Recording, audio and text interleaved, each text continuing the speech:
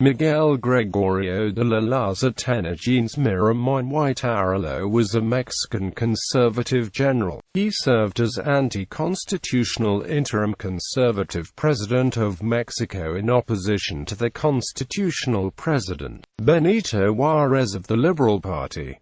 Early life. Miramón was born in Mexico City into a family of partial French heritage. At the age of 15, he was made prisoner during the United States assault on Chapultepec Castle in the Mexican-American War. In his late teens and early 20s he rose through the army ranks rather quickly, becoming famous for his personal charisma, his competence as a soldier and his guerrilla tactics. Career. He was a staunch conservative, a supporter of monarchy, aristocracy and religious privileges for the Catholic Church. The Catholic Church supported his military efforts against the constitutional forces with loans. During the War of Reform he fought in the central lowlands on the side of a reactionary military junta which had staged a coup d'état in defiance of the Constitution of 1857.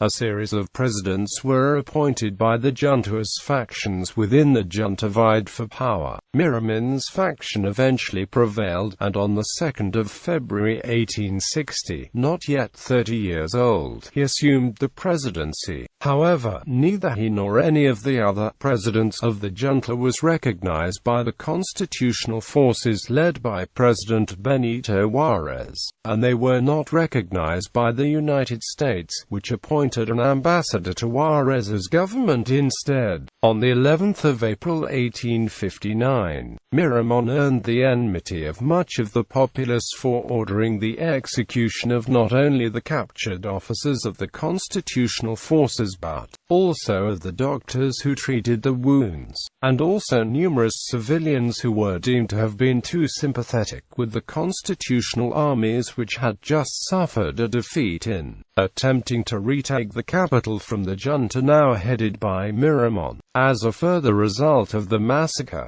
General de Gallardo of the Constitutional Army issued an order that officers of the anti-constitutional armies were to be shot upon capture. Between the 12th of August and the 15th of August 1860, he left the presidency to an interim, José Ignacio Pavón. According to some sources, he also used the Mexico City police to raid the residence of the British consul and steal 600,000 pesos to finance a conservative levy. He maintained the hostilities against the liberals until he was savagely defeated by the troops of Gen. Jesus González Ortega in San Juan del Rio, Querétaro, on the 22nd of December. 2 days later, he resigned and fled to Europe.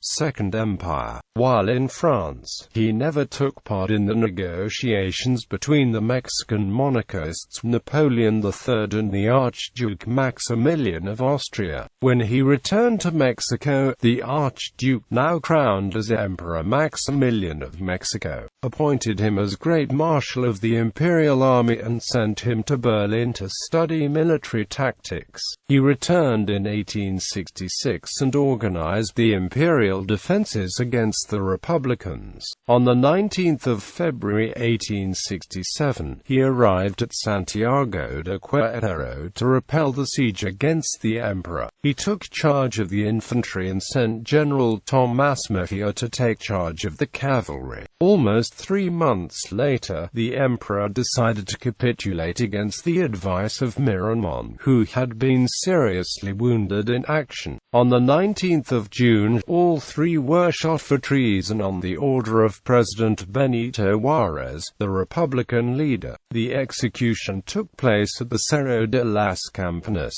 in the outskirts of Querétaro.